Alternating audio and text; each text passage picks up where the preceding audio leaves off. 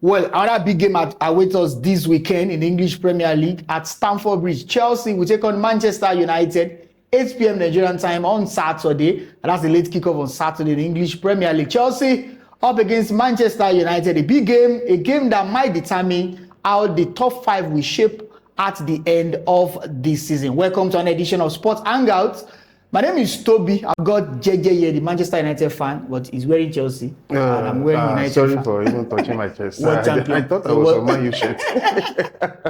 JJ, let's start with Manchester United. Their performance against Leeds United in the Premier League on Monday was not bad, really. Even when they were a man down, they still did very well. But it was too little, too late for them. Talking about Chelsea, talking about Manchester United. So I'm asking right now, that game against, I want to get your assessment of that game just in 30 seconds. What went wrong with Manchester United against Leeds United?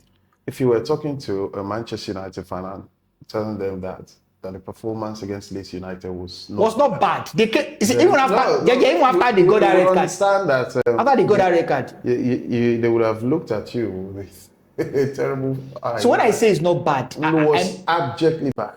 But see, that performance from after the red card, because they scored a goal, that gave them quite an impetus. That's what I'm saying. That's what I'm saying. The damage had been done. Yeah.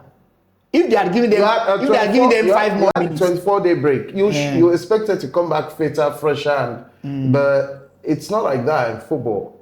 Football, it doesn't mean you have extended break. You should be fit. Maybe they were match rusty. Football, they were match rusty because in football, the more matches you play, the more rhythm you get, the more balance, definitely. And of course, the sharper and fitter you get. Of course, there will be fatigue. That's why you need squad depth to try and rotate the squad sometimes. But for Man United, they weren't rotating any squad depth.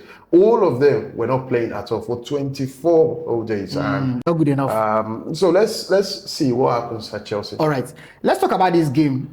Chelsea have been lackluster. They've been very poor. They've lost in their last 6 Premier League games. They've only managed to win just 1. And since the start of March, they've lost 6 of their last 9 games across all competitions. And they're playing at Stamford Bridge. Stamford Bridge is not a fortress. They lost at home last weekend, 0-3 to City. They've lost to Newcastle, they've lost to Everton at home. So it's not a big deal when they play at home. So Stamford Bridge is no fortress. So it's like they are playing in the neutral ground. So let's forget about whether it's Stamford Bridge or whatever. Let's talk about this game, JJ.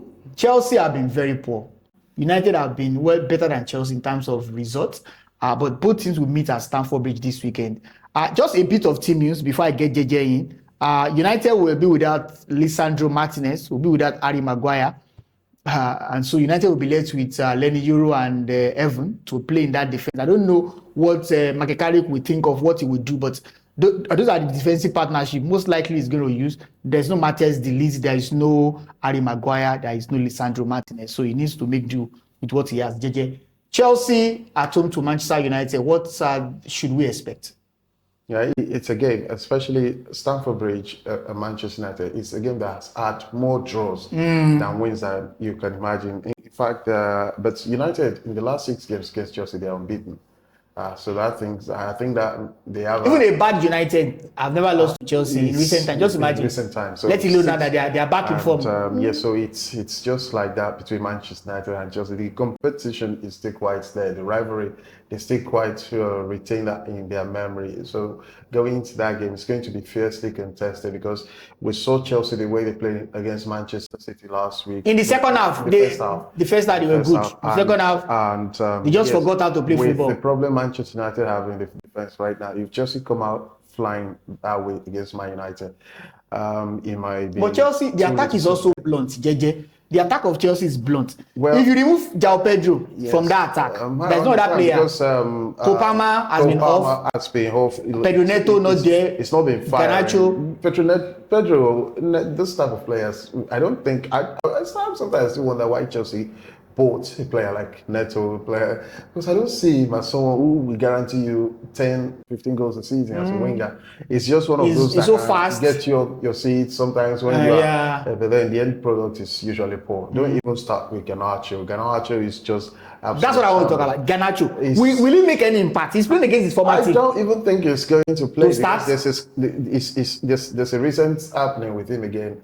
It said that he's deleted all of Chelsea's video on his TikTok account now, leaving Man United's video only. Why? I He's think playing for that Chelsea. Why will he be? attitude spell some doom for you as a player if you begin to send that wrong notion, because they will go back, trace your history back to Man United when you did that against Manchester United. They might begin to think, are you feeling some towards us now? And so it could, in internal disciplinary Yes, like it did to Enzo Fernandez. committee can be set up and they find something to deal with him on. And but for now, I don't think he's someone that can come on and impact the game positively like he would. All right, like I said the other time, United, they have a lot of issues at the back. Without Lisandro Martinez, without Harry Maguire, without Matthias De Ligt, how will United cope against Chelsea? JJ, these three guys are not going to be available for United against Chelsea. And so, how will Makekari tinker that defense line? I think with Euro and Shaw and Evan, those are the two centre backs. Evan does not. How many games has that guy played for United? Regardless of the game, anytime he's been called on, he's proved to be quite solid and dependable, honestly. He's a young lad, but he's top bloke, and he's got incredible reading of the game, and he's got this line breaking passes just like Lisandro Martinez. But the experience is just not there yet. Euro in recent times has been so will Euro be able to protect him? Because Euro is the more experienced player here. For Euro than Evan. I see Evan protecting Euro more than Euro to protect Evan. Yes, because Evan is older than Euro. Well, they're the same age. Yeah. It's not like. But Euro is a big signing. Because that's a lot of money. More from where he came. That's the only difference. In the Premier League, Evan has shown that he's got more experience, he's got more stability, he's more dependable than letting go. And talk to any Man United fan, I think that's what they tell you. I'm not understand. Evan playing for a team like the Red Devils. I mean, that's something you can't. That's difficult to understand. Let's talk about the two managers, Liam Rossinier and Makekari. I want to ask you, JJ. Now, this summer, United board will need to make a big decision on whether to keep Makekari or not. Now, we are getting feelers that they might probably retain Makekari or get another manager. Now, report says that they want Julian Nagelsmann is an option for them, and some other names have also been branded in the media. Let me ask you, JJ, do you think Carrick has done enough to continue as United manager? I mean, because he has lost just 2 games right now, Newcastle United and Leeds United. If you look at the win ratio for United, it's been very decent. United, before he became the manager in January, you guys were practically, I think you were in the 12th. You were close to the relegation zone. Right now, you are in the top 3. That means that he's doing something well at Old Trafford. Yeah, he's saying something well because. But the question, has he done enough? It came in. Yeah, that's the question. I don't think I think I'm worried about Michael Carrick. But I look at the manager market right now. Who is the manager that's available? That's another challenge you've got. Maybe you get Thomas Frank. And if there's a manager that's available, that manager must be willing to want to come to Man United, because people have been talking about Luis Enrique. Who leave PSG. He started a project at PSG. Will he leave the project at PSG and come to Manchester United? There is Xavi and there's still available. Xavi. Oh, come on.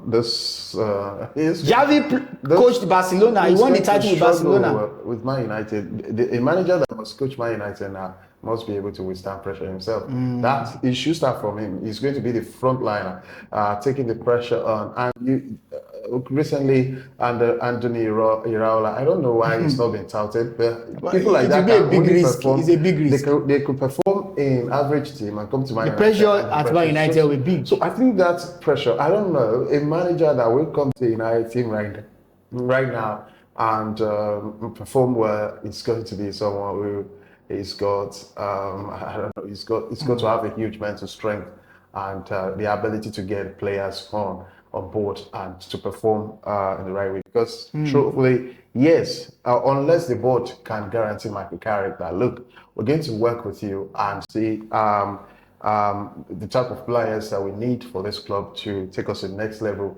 And you've got to tell us what's your plan. And yes, if they can give him a guarantee on that, I think Michael Carrick can perform at Manchester United. All right, let me get your prediction for that game before we talk about other games that will determine the top 5. Chelsea and Manchester United. dispassionately, objectively, JJ? Yeah, I think Manchester United are still. The game will be at Stamford Bridge. It's not Old Trafford. Yes. If you look at the front line, Manchester United they have got players that can hurt you. And apart from the lackluster performance against Leeds United, I think right now they will be jumping at the bit to try and get the fans back, give something the fans to cheer on, and Chelsea also. They will be, but Chelsea but you don't see a draw in this game. You could end up as a draw. Draw you could end up as a draw, which is even more likely a draw, which has been happening recently at Stamford Bridge, 1-1, 1-1, almost consecutively. But with Manchester United's record against them too, they could come out winners. All right, let's talk about another game. Everton will play at home to Liverpool. That's a Merseyside derby on Sunday. Everton have been decent this season under David Moyes. Yeah, and for Liverpool, they're out of the UEFA Champions League, so they have just one target right now to finish in the top 5 and to finish in the top 5. And they are playing away to Everton. It's a derby game, you know. Everton and Liverpool, they are so close, and then they will face off again this weekend. But Everton, they are playing at home. Liverpool, what do you think? What are expectations for that game? Let me start. Yeah, I think you never could predict derbies. Derbies are always they always come with some surprises sometimes, not all the time. But you look at Everton and Liverpool, that derby seems to be almost balanced on the grand scale of things, because Everton playing at home against Liverpool. Everton, they look more solid in recent times. So I think they will see Liverpool as being up for grabs. Especially now that they have injury concerns. They seem to be weak mentally. Yes. So it could be an advantage for Everton to go and say, yeah, we're looking at Liverpool, and yes, we can do it. It's the first victory in football is mental victory, psychological one. Once you think you are able to do it, I don't think there's a problem with you going there and pulling off strings. It's important. Moyes is doing very well. He understands the philosophy. It's got the structure of Everton. It's got those players on board working around the system, and yes, he's been able to, I think, fill them with his pattern of play and philosophy, and they've both really went into it. And it's got players that suited his plan, and yes, they're closer to Liverpool too on the league table. They are very close to Liverpool. All right, and they have the chance of knocking Chelsea off the 6th position if they do win against Liverpool. All right, let's talk about another game. Aston Villa up against Sunderland. Now, Aston Villa, they're on the same point with Manchester United, but United, they have a better goal difference. So they also want to probably dislodge United from that third spot and put United in 4th position. They're playing at home to Sunderland at the Villa Park. Aston Villa have been, they've had, I don't really understand how to describe their recent form. You know, in and out, you know, sometimes they do very well, sometimes they don't do very well. I think they're on the verge of getting to the semi-finals. But again, they're on the verge of getting to the semi-finals of the Europa League. They can do that on Thursday, but they are playing at home against Sunderland. If they manage to beat that game, win that game, and then the game between Chelsea and Manchester United ends in a draw, definitely will be 3rd, and United will get to 4th. So do you think they can get the job done against Sunderland, who defeated Tottenham Hotspur last time out? Yeah, I think they can get the job done, but they will not get the job done because Sunderland are very difficult to beat. Very difficult to beat. And they've won their last 2 games. And if you check the 2 teams they played against, Tottenham and Newcastle, those aren't small teams on paper. Yeah. And now going to Aston Villa, they look at Aston Villa's record currently. They'll be ready to go. I'm thinking, we can go to, at worst, come out there with a draw, and which is quite possible. But to beat Sunderland right now is going to be difficult for Aston Villa. It's not because they don't have the players to, but right now I don't think those players are on form to do that. And lastly, JJ, I want to put you on the spot. So Arsenal, Manchester City, one of them will win the league most likely. But give me your top 3, your top 5. Top 5. Who will finish 3rd? Manchester City, Arsenal. You even put Man City ahead of Arsenal. Okay. We are going to see that at the end of the season. Manchester United 3rd, Liverpool 4th, Aston Villa 5th. Chelsea is not going to play Champions League. I don't think they deserve to play Champions League football. I've told you before. They don't deserve to play. I told you that Chelsea are playing like they don't even want to go for you. They don't deserve to. They are playing like that performance against interested in going to play Conference League again. That's something because they won the Conference League last time. Exactly. That's some competition they think they can win easily. And yes, let them go back to conference with all their stars. with all their stars. All right. That's where they belong. All right, let's get your predictions. I mean, we've talked about 3 games.